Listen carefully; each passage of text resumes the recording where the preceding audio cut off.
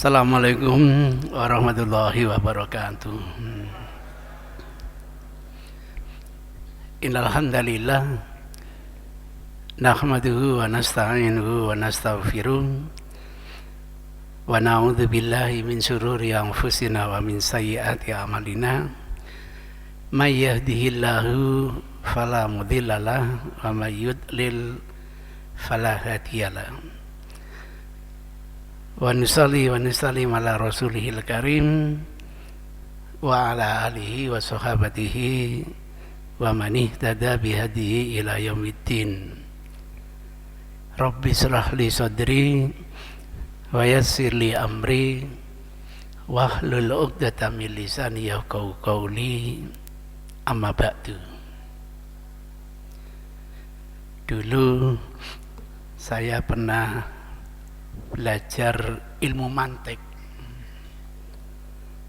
Orang kuno bilang ilmu mantek, nah, gitu. Misalnya ada ungkapan, setiap manusia pasti mati. Setiap manusia pasti mati. Zainuddin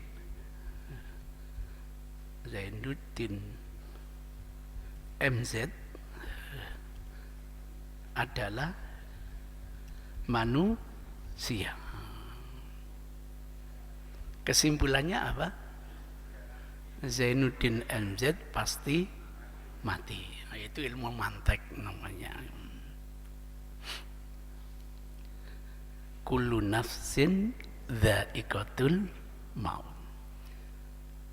Entah kapan matinya, wallahu a'lam. Kalau Allah berkenan memberi saya usia 80 tahun, berarti tahun depan sudah innalillahi wa inna ilaihi raji'un. Tapi kalau Allah memberi usia saya 110 tahun, ya alhamdulillah agak lama. Jangan-jangan waktu khutbah ini tidak kedip lagi.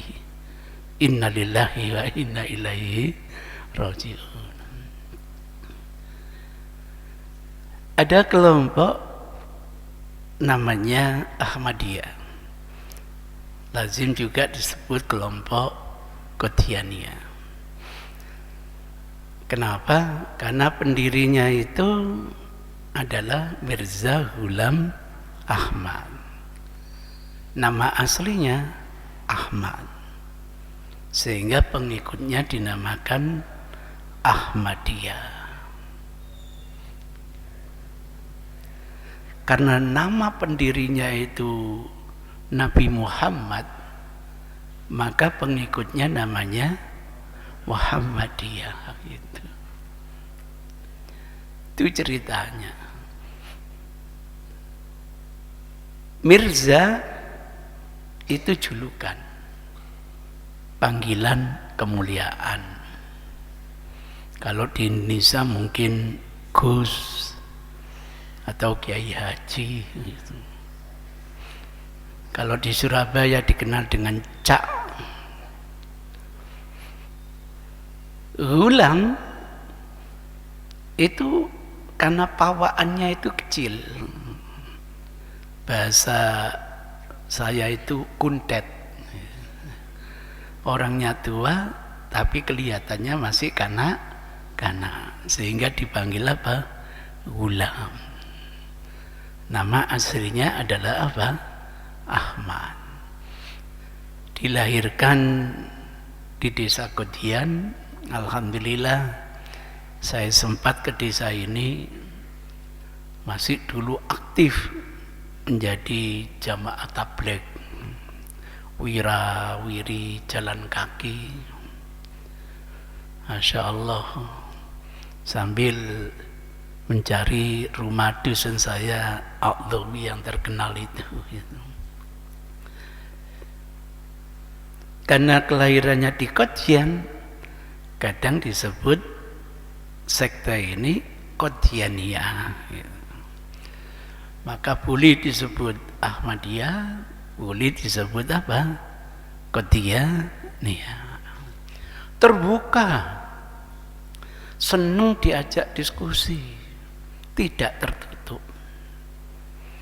Apalagi saya datang ke kantor dia itu, Masya Allah, saya cerita pengalaman belajar di Jamiah Islamiyah Fakultas Hadis di Madinah, senangnya luar biasa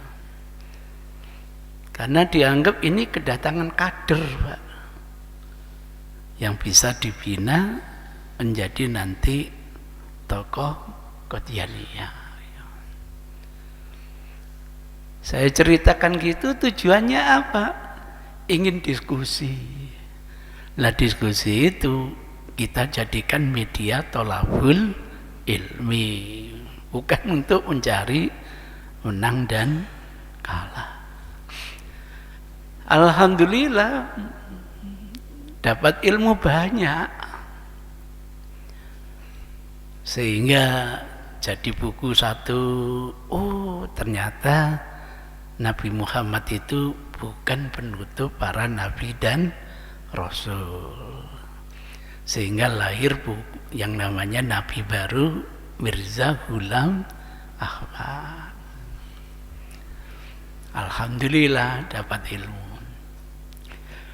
banyak sekali yang kita diskusikan pagi ini. Tidak semua saya sampaikan, saya coba sampaikan satu di antara oleh-oleh itu adalah kewajiban setiap kita ini untuk berbaiat. Nah, ini maka judulnya pagi ini adalah hadis apa? Baiat. Hadis baiat. Kesimpulannya, yang tidak baiat dikategorikan kafir. Nah, gitu. Di antara Bapak Ibu sudah ada yang berbaiat? Belum. Berarti semuanya apa? Kafir, gitu. Seneng diskusi itu. Jangan marah dulu Bapak Ibu. Kalau marah, tandanya uteknya cupet. Kalau uteknya luas, oh, dia mengatakan yang tidak berbaiat kafir itu punya dasar apa? Hukum. Dasar hukumnya apa? Ada. Ini saya lagi demo ini. Oh, misalnya saya buka kata kuncinya, saya tulis la islama, klik la islama, saya ambil dari Darimi. Nah, ini kategori kitab Sunan Darimi. Klik. Nah, ketemu. Saya copy biar bisa besar. Nah, saya copy. Saya pindah ke Word. Saya paste di sini. Mudah-mudahan ibu-ibu bisa melihatnya, Bu. Tidak bisa, wong kekecilan. Ya dibesarkan, jalannya. Besarkan menjadi sekian. Bisa melihat yang paling belakang? Ini jamaahnya banyak, berapa puluh ribu ini, ya Allah. Ya. Mudah-mudahan yang paling belakang bisa melihat, bisa membaca. Innahu la islama illa bi jama'ah wala jama'ah illa bi imaro wala imaro illa bi ta'ah. Tidak ada Islam kecuali dengan apa? Jamaah. Tidak ada jamaah kecuali dengan imarah. Mendingan lebih aman saya terjemahkan gitu daripada saya terjemahkan kecuali dengan khilafah. Nanti dianggap radikal saya. Kenapa dengar khilafah kok radikal gitu ya? Wala imarah, tidak ada imarah illa bit ta'at. Saya kurang tahu kenapa kok ada kelanjutannya wala ta'ata illa bil bai'at. Nah, kalau menggunakan ilmu mantek, tidak ada Islam kecuali dengan jamaah. Tidak ada jamaah kecuali dengan imarah. Tidak ada imarah kecuali dengan ketaatan. Tidak ada ketaatan kecuali dengan apa? Bai'at. Kesimpulannya apa? Tidak ada Islam tanpa apa? Bai'at. Cerdas. Punya dasar hukum gitu. Maka jangan kaget orang yang tidak baiat itu dianggap kafir gitu. Didukung hadis yang lain. Hadis yang lain misalnya kata kuncinya, misalnya saya buka lagi, misalnya man mata, siapa yang meninggal dunia, walaisa ma'ahu bai'ah, tapi dia tidak pernah bai'at, mata, kematiannya mitatun jahiliyah. Nah, kata kuncinya mitatun jahiliyah.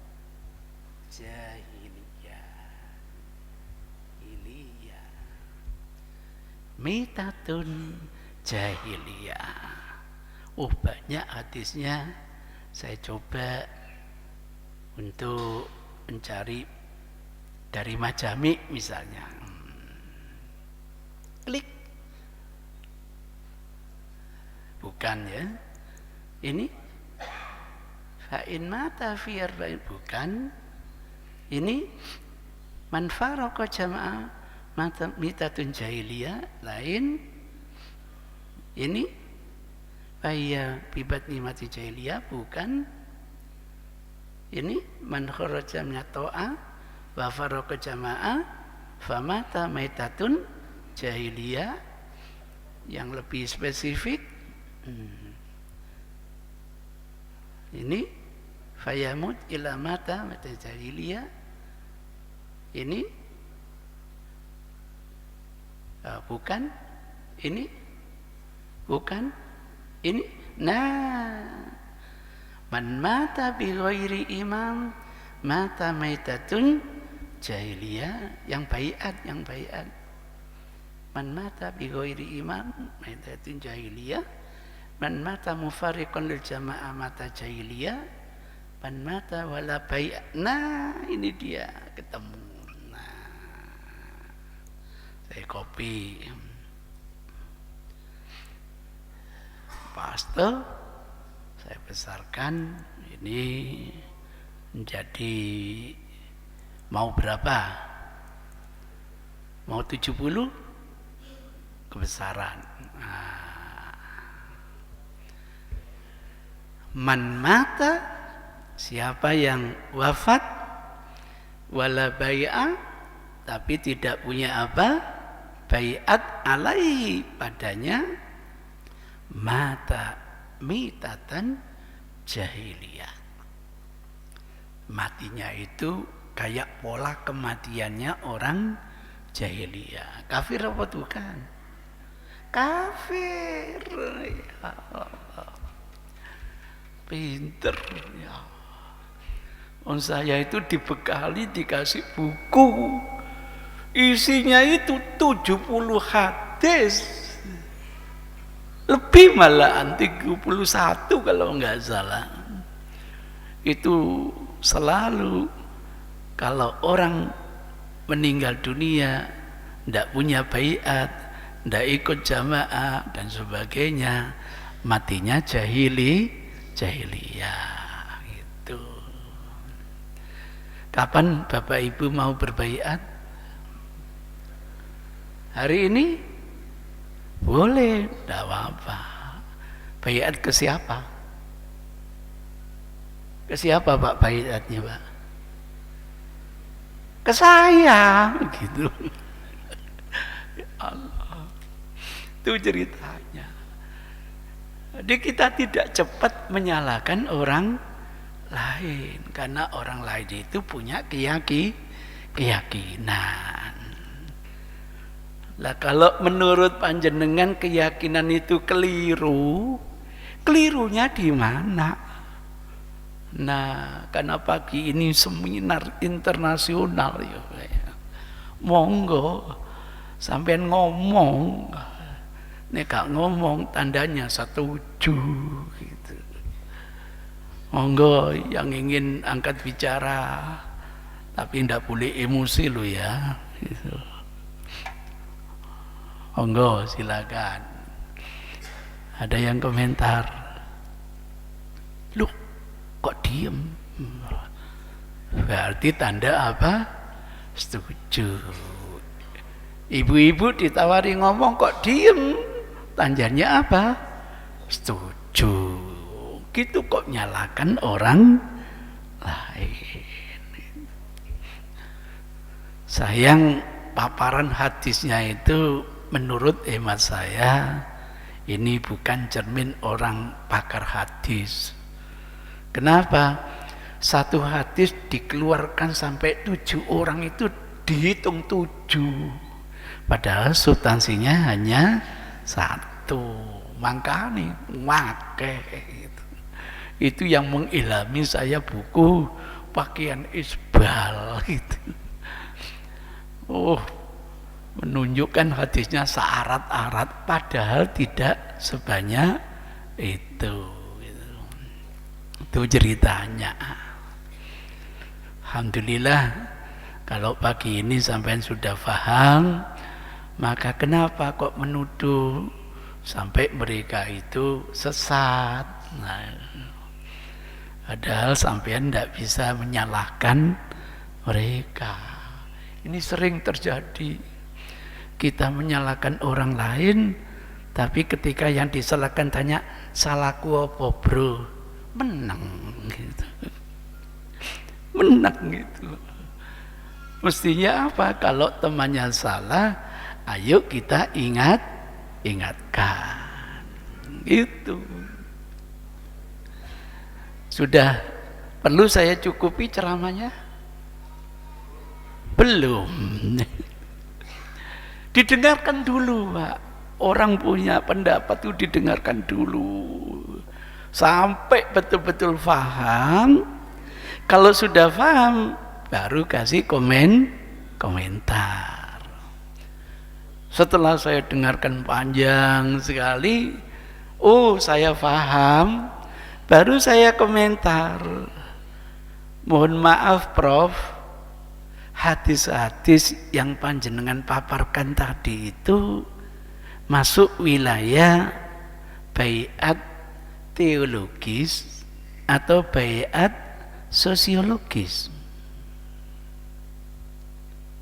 Begitu. Pasti bingung. Target saya membuat orang lain bingung gitu. Bab orang itu kalau nggak bingung masih fanatik dengan pendapatnya sendiri, merasa benar sendiri. Dini nanti mau ilmu yang lebih baik, ya kita kasih. Kalau nggak mau, ya sudah, mau apa?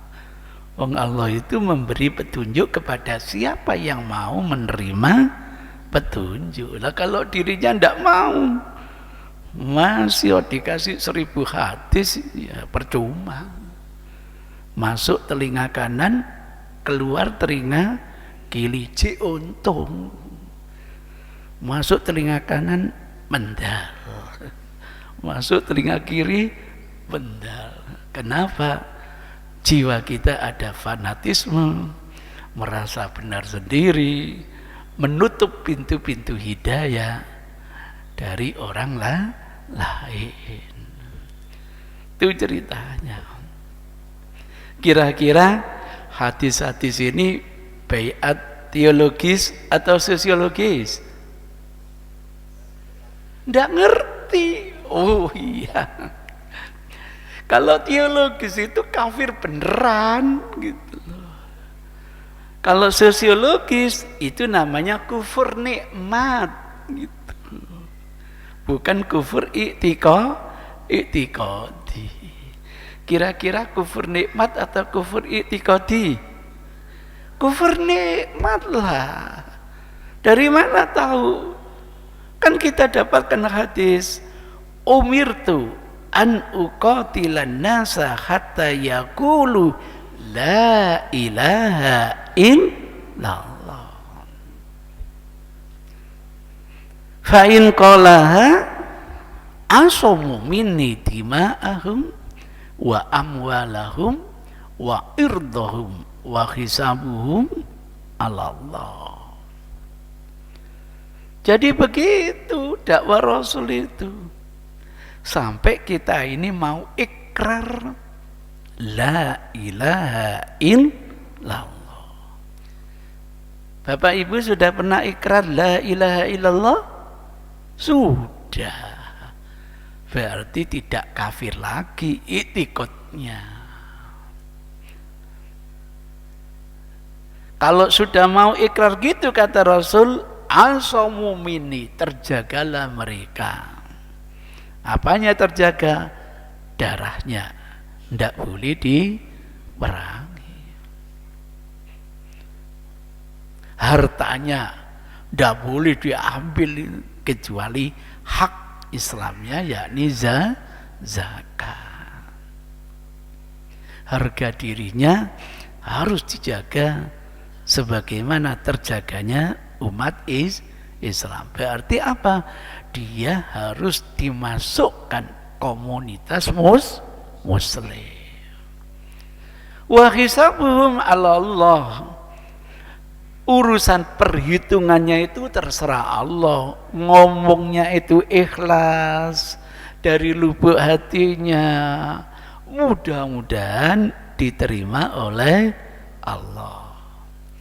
Atau ngomongnya itu hanya abang-abangi lambe, lip service, karena kemunafikannya itu bukan urusan kita, itu urusan Allah. Maka banyak orang munafik hidup bersama Rasulullah, padahal mereka hakikatnya hanya lip service, abang-abangi lambe.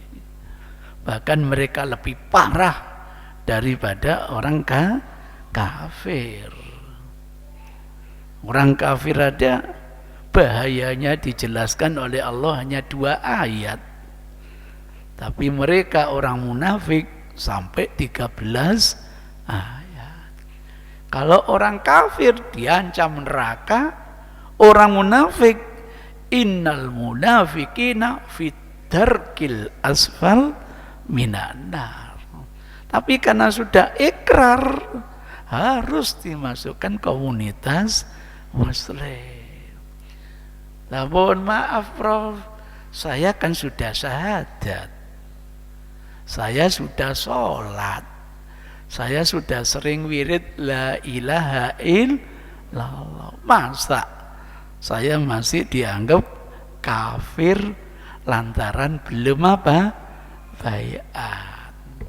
Gitu, biar memberdayakan pikirannya.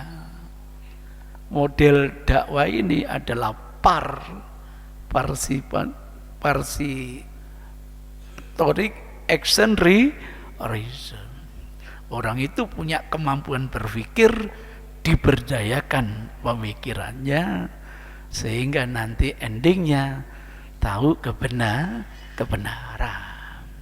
Masya Allah, seneng akhirnya. Iya. Nah, kalau sudah siap menerima ilmu, baru diberi masukan. Apa sih hakikat baiat itu? Hakikat baiat itu kan janji setia dari arus bawah ke arus atas. Sifatnya kasuistik, kasus per kasus. Dulu di masa jahiliyah, teman kita ini hobinya mencuri saja. Setelah tersentuh ajaran Islam, menghadap kepada Rasul, janji setia kepada Rasul. Bayatuka ya Rasulullah Allah nasriqa. Aku janji setia di hadapan panjenengan ya Rasul, mulai detik ini saya tidak lagi mencuri. Kasusnya memang gitu. Jadi teman-teman yang dulu masa jahiliyah tidak pernah mencuri, tidak perlu baiat kepada Rasul. Masya Allah, ibu bapak sebelum tersentuh Islam hobinya zina saja. Kalau enggak zina itu kayaknya gak lego itu. Begitu tersentuh Islam, menghadap kepada Rasul, berbaiat kepada Rasul, bayatuka ya Rasulullah Allah najri. Mulai detik ini saya janji setia tidak lagi berbuat apa? Zina. Itu baiat, kasus per kasus. Andaikan Rasul masih hidup, berkenan datang ke Indonesia, insya Allah kita akan berbaiat kepada Rasul. Apa baiatnya kira-kira? Baiat tuh kayak Rasulullah ala korupsi gitu. Mulai detik ini Kanjeng Nabi, saya janji setia tidak lagi apa? Korupsi. Karena kita bangsa Indonesia kalau enggak korupsi itu enggak lego gitu loh. Ya Allah. Jadi kasus per kasus. Mohon maaf teman-teman yang tidak pernah korupsi, tidak usah ikut baiat gitu. Itu namanya kasus. Maka kita mengenal di dalam Islam itu ada namanya baiat Aqobah. Kenapa dinamakan baiat Aqobah? Tempatnya itu di Aqobah, tempat ngelempar jumroh. Bahasa teman Aceh, di balik gunung. Dulu belum ada terowongannya, Pak. Saya hajian tahun 80 dulu, untuk ke Aqobah harus muteri gunung. Dulu belum ada terowongan. Itu ceritanya. Kasusnya apa kok terjadi baiat Aqobah? Masyarakat yang ada di Yasrib, di Madinah, itu banyak suku. Hobinya saling perang antar suku. Kenapa? Nanti kalau sudah perang antar suku, temannya berhasil ditaklukkan, statusnya menjadi hamba sahaya. Maka orang hebat itu kalau punya banyak budak. Piro budak musaiki ngono. Makin banyak budaknya, orang itu menunjukkan makin hebat. Lah seorang budak kalau dijual saja yang levelnya rendah senilai 100 unta. Kalau dirupiahkan mungkin kira-kira setengah M. Maka kalau punya 1000 budak, piro Pak? Triliunan Pak. miliarder mereka itu ceritanya. Nah yang paling besar suku sana itu antara Muhammad iya sama Muhammad NU.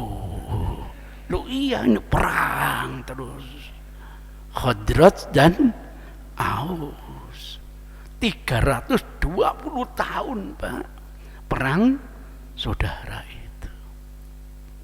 Kita baru 100 tahun Pak, berarti masih agak lama lagi lah perangnya gitu.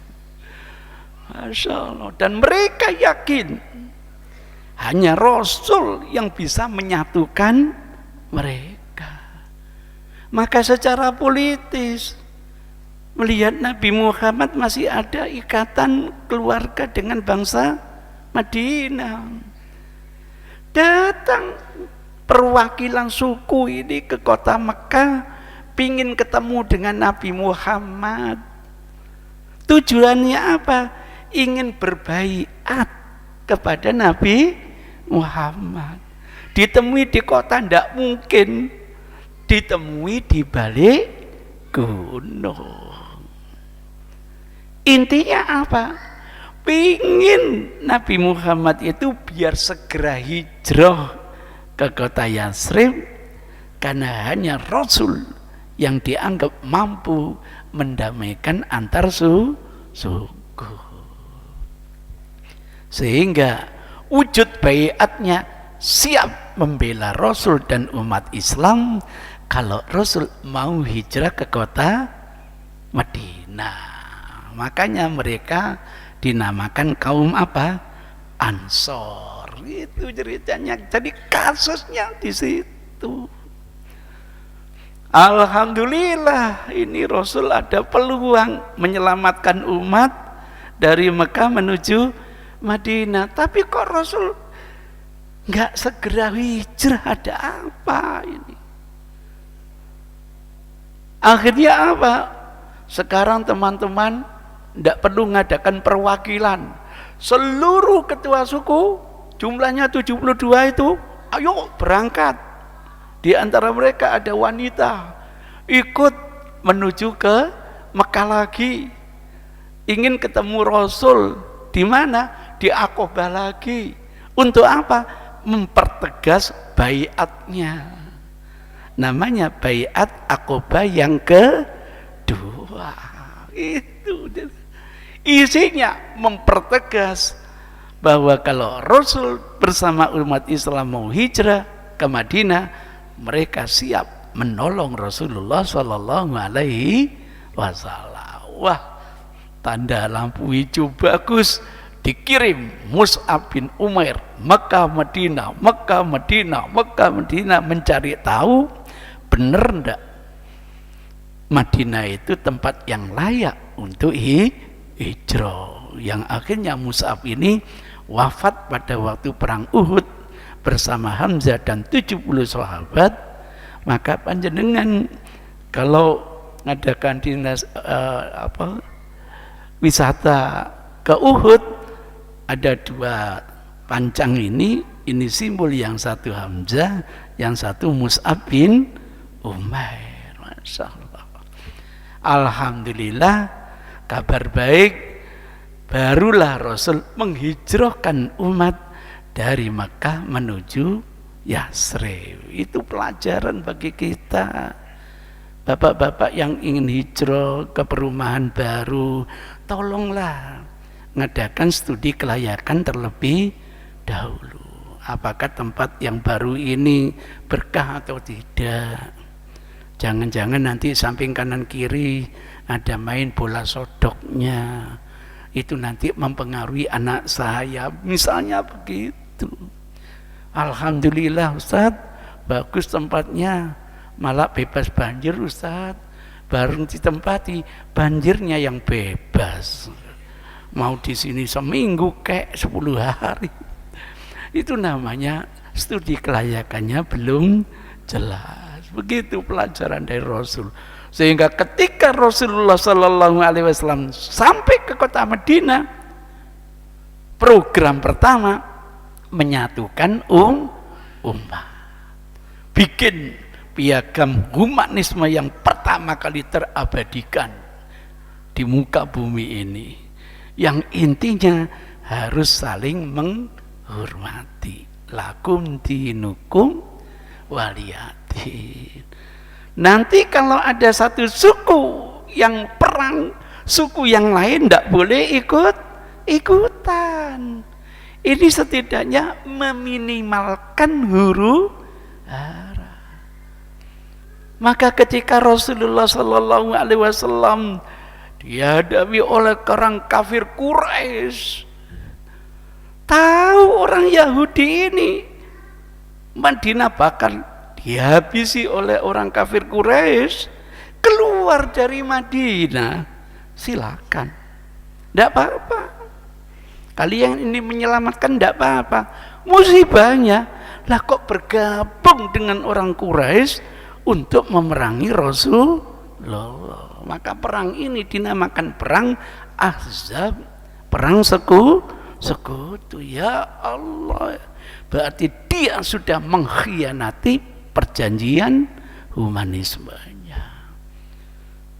Alhamdulillah ya Allah, dengan bantuan Allah Subhanahu wa ta'ala, Madinah yang sudah diblokir seperti ini, makanan mungkin durasi setengah bulan habis.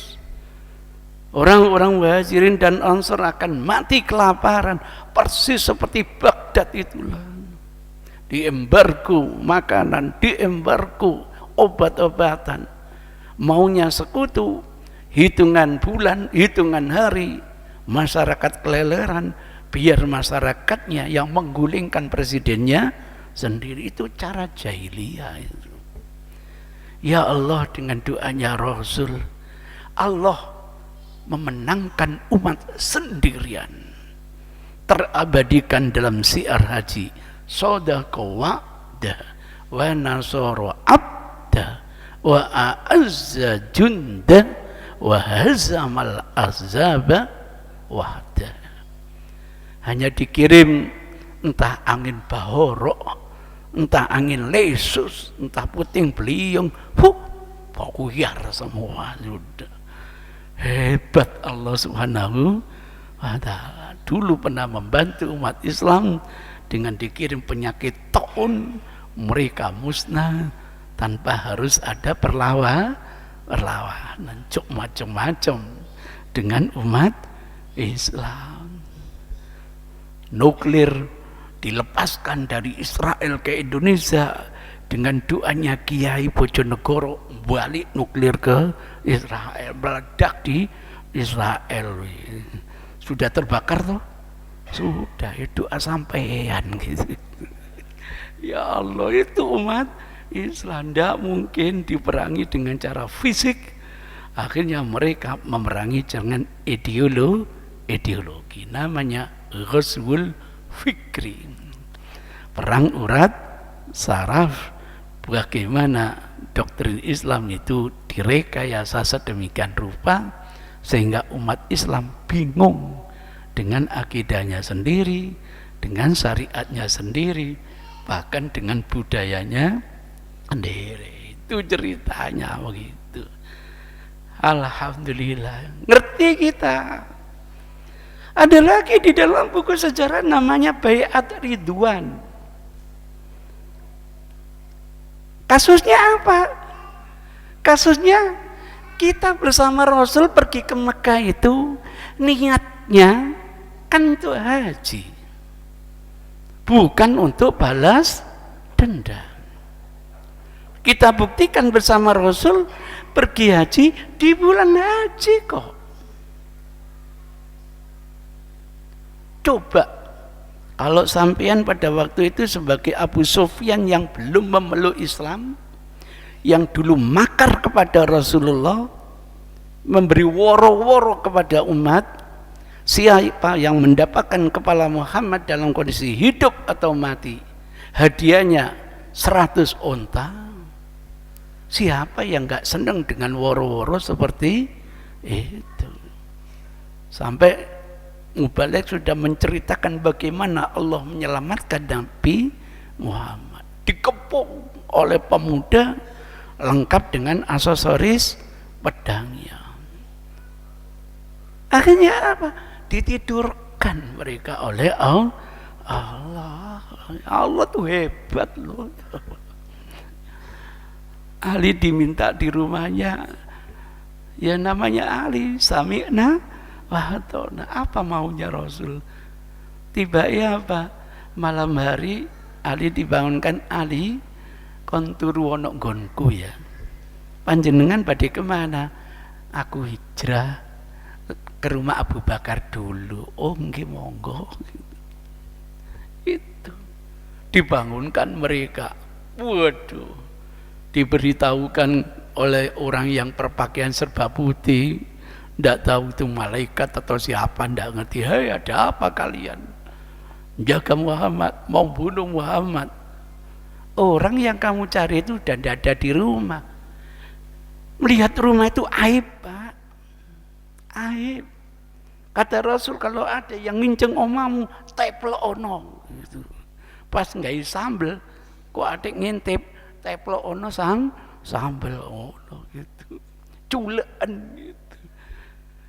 Itu kultur, Pak. Makanya rumah di Indonesia, teman Arab itu di depannya dikasih kere gitu loh, Pak. Sehingga orang lewat itu enggak sampai melihat dalamnya apa? Rumah. Enggak seperti di rumah kita. Kita buka lebar-lebar.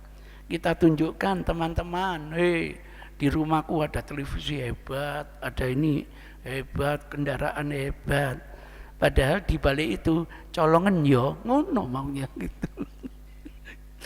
Jadi musibah itu karena datang dari kita sendiri, Pak. Ya Allah. Itu ceritanya. Dalam kondisi darurat diinceng, Pak. Enggak, cek turu kok. Ya dibiarkan sudah. Nunggu keluarnya Nabi. Wah, coba masyarakat jahiliyah punya komitmen menjaga tradisi seperti itu ya. Diingatkan, orang yang kamu inceng itu bukan orang yang jadi sasaranmu gitu. Baru dalam kondisi darurat didobrak, tiba bukan Rasul, ternyata siapa? Ali. Waduh, strategi itu, Pak. Jadi Rasul itu kan punya mujizat. Wong bulan aja bisa dibelah. Kenapa musuhnya enggak celing mati kabeh ngono? Enggak begitu ya. Ada yang namanya berjalan sesuai dengan sunnatullah. Begitu miyak-miyak, akhirnya enggak langsung lari, mampir ke rumahnya Abu Bakar. Malam-malam diketok, assalamualaikum, terkejut, waalaikumsalam Rasulullah. Iya, ada apa ya Rasul malam-malam begini? Malam ini ayo kita berangkat. Masya Allah, siap ya Rasulullah.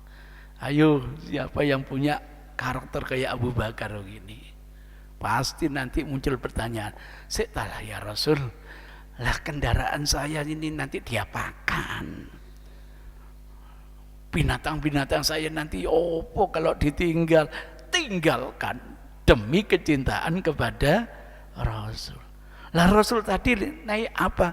Bicycle saya Abu Bakar gitu. Bukan by Mercy, Mercycle. Masya Allah, tunggu ya Rasul. Saya carikan kendaraan yang terbaik milik saya. Namanya Kuswa. Dihadiahkan kepada Rasul. Cinta kepada Rasul melebihi daripada dirinya sendiri. Itu yang saya harapkan dari jamaah sini gitu. Kok ada yang punya Mercy bagus, tawa nopo? Oh gitu. Ustaz mau Mercy gitu. Insya Allah saya jawab enggak gitu. Kenapa Ustaz? Gak kuat biayainya gitu. Nanti kalau sudah kuat saya mau dikasih hadiah apa? Mercy. Nanti kalau dikasih hadiah Mercy, waduh, pajaknya bayar berapa gitu. Mendingan naik Exover gitu. Pajaknya tidak terlalu mahal gitu. Itu ceritanya. Belum tentu yang baik itu cocok bagi kita. Kalau terpaksa saya disuruh menerima hadiah, akan saya terima. tapi saya jual. Itu ceritanya. Masya Allah, senang kita hidup bersama Rasul. Terus Abu Bakar tanya, kita langsung ke Madinah ya Rasul? Iyalah, jangan ya Rasul, nanti kita digerebek lagi oleh mereka, dikejar oleh mereka. Nah, terus ayo ndelik-delik ya Rasul. Gitu, sunatullahnya gitu. Ndelik di gua apa? Hira, gitu. Nanti kalau suasana kondusif ya Rasul, baru kita lanjutkan perjalanan. Tapi perjalanannya jangan lewat jalan tol ya Rasul, ketangkep, lewat belusuan. Nanti saya siapkan guide khusus melewati jalan-jalan tikus biar tidak dilihat oleh mereka. Itu strategi, Pak. Jangan mentang-mentang sebagai Rasul, ayo lawanan aku. Bukan begitu. Wis mulai belusuan gitu aja masih ada yang neropong. Itu Muhammad itu dikejar ya Pak. Ya Allah, Rasul dikejar. Baru beberapa langkah terjatuh. Kejar lagi, tinggal beberapa langkah terjatuh lagi. Sadar orang yang saya kejar bukan manusia biasa. Teriak, ya Muhammad. Rasul melihat, ada apa? Saya memeluk ajaran Islam. Masya Allah. Tidak ada dendam. Maka ketika Rasul bersama kita haji wada, dihadang di sebuah tempat namanya Hudaybiyah. Walaupun ini bulan haram, nggak boleh perang, khawatir salah paham, terjadi perang. Iya ya. Terus apa? Tunggu diadakan perjanjian terlebih dahulu, biar nanti win-win solusi. Baiklah, kita tunggu di Hudaybiyah. Panggil tokoh kalian, kita ngadakan perjanjian. Ya Allah, akhirnya apa? Mana Utsman? Siap ya Rasul. Silakan kamu datang ya ke kota Mekah, temui tokoh Abu Sufyan itu, maunya perjanjiannya gimana. Itu akhirnya berangkatlah Utsman menemui Abu Sufyan. Kok lama ndak pulang-pulang, lama kok nggak kembali? Ada firasat, wah jangan-jangan Utsman itu kayak kutuk marani sunduk gitu. Rasul akhirnya angkat bicara, ayo siapa yang mau membela Utsman? Kami ya Rasul, siap berbaiat kepada panjenengan membela Utsman sampai titik darah yang penghabisan. Ini namanya pasukan berani mati, Pak. Itu. Jadi kasusnya apa?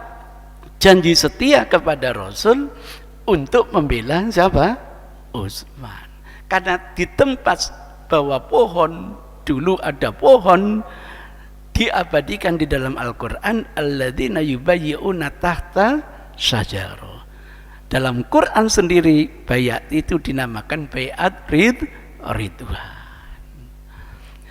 Alhamdulillah setelah kita berbaiat bersama Rasul, tiba Utsman teko klunuk laiku Utsman, ya Allah. Alhamdulillah kedatangan akhirnya terjadilah sulhu Hudaybiyah.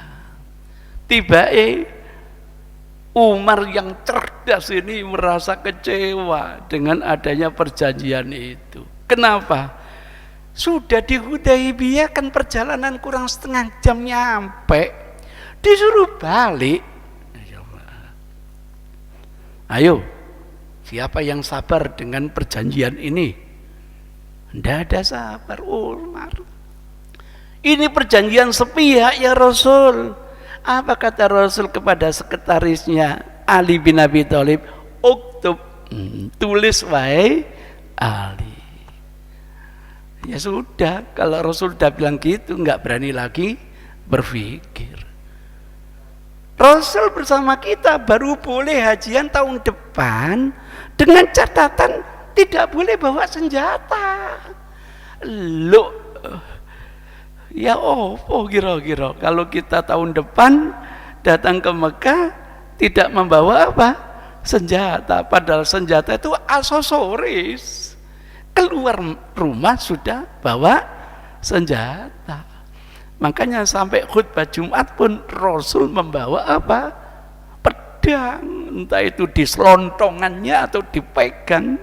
Hadisnya membawa pedang, dan sampean boleh pergi ke masjid membawa apa? Pedang, dengan catatan kalau sudah masuk masjid pedang harus masuk ke selontongannya biar tidak menyakiti temannya. Itu cerita, itu aksesoris itu. Lah sekarang perjalanan Madinah Mekah yang membutuhkan waktu hampir setengah bulan, tidak boleh bawa pedang. Apa kata Rasul? Uktub ya Ali, tulis ya Ali. Ya Allah, sepihak ini ya Rasul, tulis wahai Ali. Ingat, Rasul dengan wahyu, Umar dengan nalar. Hebat mana? Karena perjanjian pertama, poin pertama, adanya gencatan senjata selama 10 tahun. Walaupun dia orang kafir, komitmen terhadap perjanjian itu luar biasa. Kalau sudah ada perjanjian gini, ngapain bawa senjata? Mendingan bawa makanan. Masya Allah, Rasul dengan wahyu, Umar dengan intelektual. Kenapa kita tidak bawa senjata? Niat awal bukan balas dendam, niat awal untuk menunaikan ibadah haji. Masya Allah. Sampai masuk ke kota Mekah, Rasul menghibur, kalian yang ingin selamat silahkan masuk Baitullah Atiq, dijamin aman sesuai dengan Quran. Kalian yang mau masuk rumahnya Abu Sufyan dijamin aman. Terkejut, dikira makar, malah dihargai oleh Rasulullah. Akhirnya memeluk ajaran Islam. Berbondong-bondong penduduk Makkah memeluk ajaran Islam, berbondong-bondong mengikuti haji bersama Rasul, sehingga mikotnya tidak perlu lagi ke Bir Ali, ke Jirona, tidak perlu lagi ke Tanim, cukup dari rumah masing-masing. Penjelasan dari Quran, fabima rahmatin minallah lintalahum wa in kunta faddan ghalidal qalbi lam faddu min hauli. Hanya dengan rahmat Allah hati kita jadi lunak, luluh, tidak ada balas dendam. Kalau ada kekasaran kita, lam faddu min hauli, mereka akan lari dari kita. Tidak.